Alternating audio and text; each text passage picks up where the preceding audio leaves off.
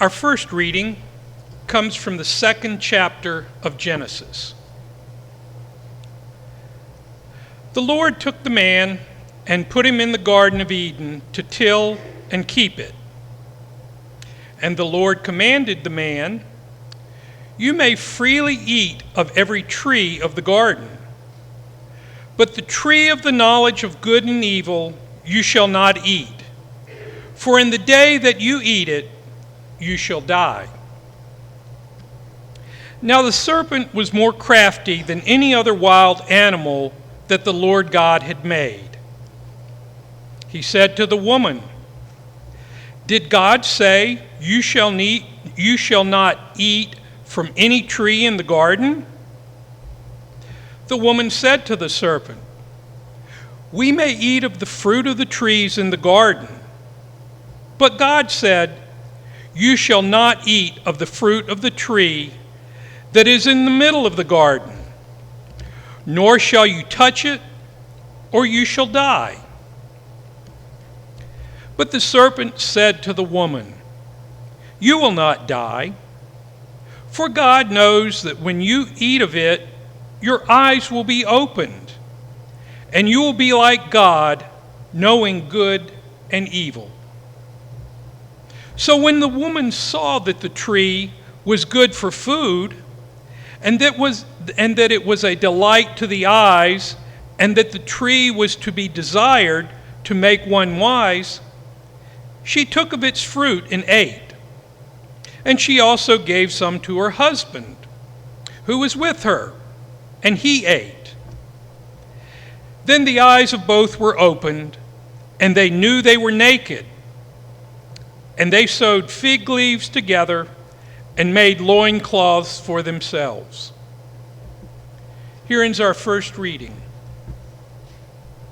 Our psalm this morning is Psalm 32, as printed in your bulletin, and the congregation will read responsively the words in bold.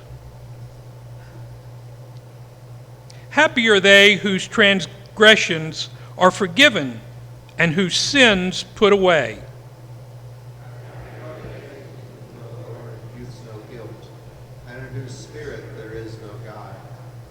When I held my tongue, my bones withered away because of my groaning all the day.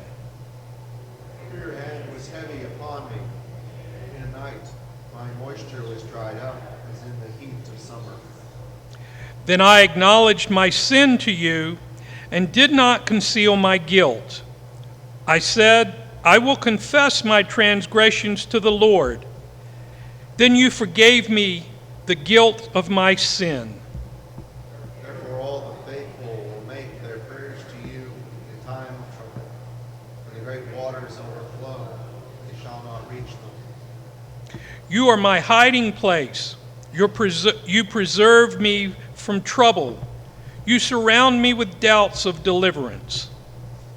I will instruct you and teach you in the way that you should go. I will guide you with my eye. Do not be like a horse or mule, which have no understanding, who must be fitted with a bit and bridle, or else they will not stay near you. Great are the tribulations of the wicked, but mercy embraces those who trust in the Lord. Be glad, you righteous, and rejoice in the Lord. Shout for joy, all who are true of heart.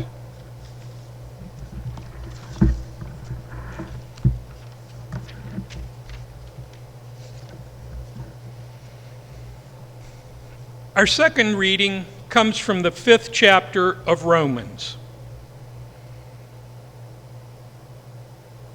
Therefore, just as sin came into the world through one man, and death came through sin, and so death spread to all because all have sinned.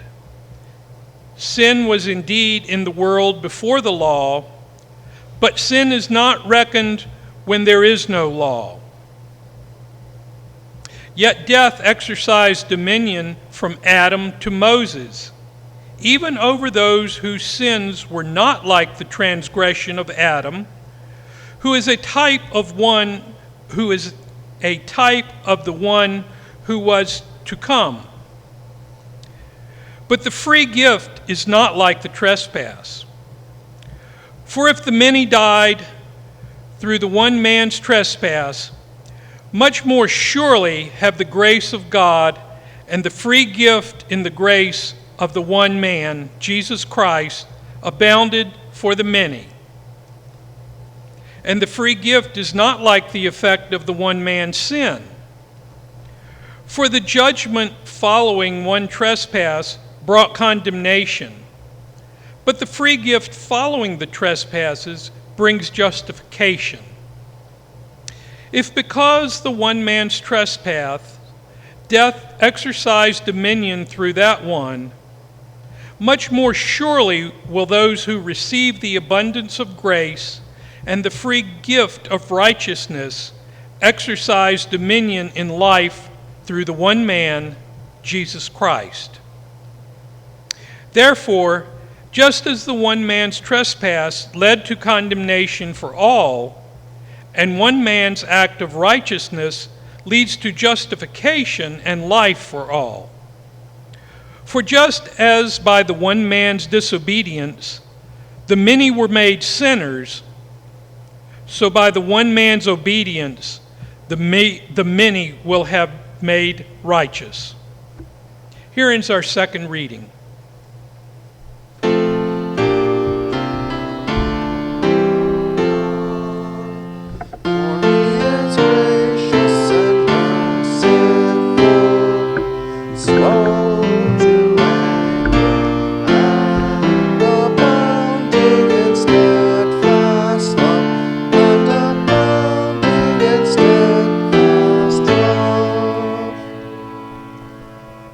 The Holy Gospel according to St. Matthew, the 4th chapter. Glory to you, O Lord. Then Jesus was led up by the Spirit into the wilderness to be tempted by the devil. He fasted for 40 days and 40 nights, and afterwards he was famished.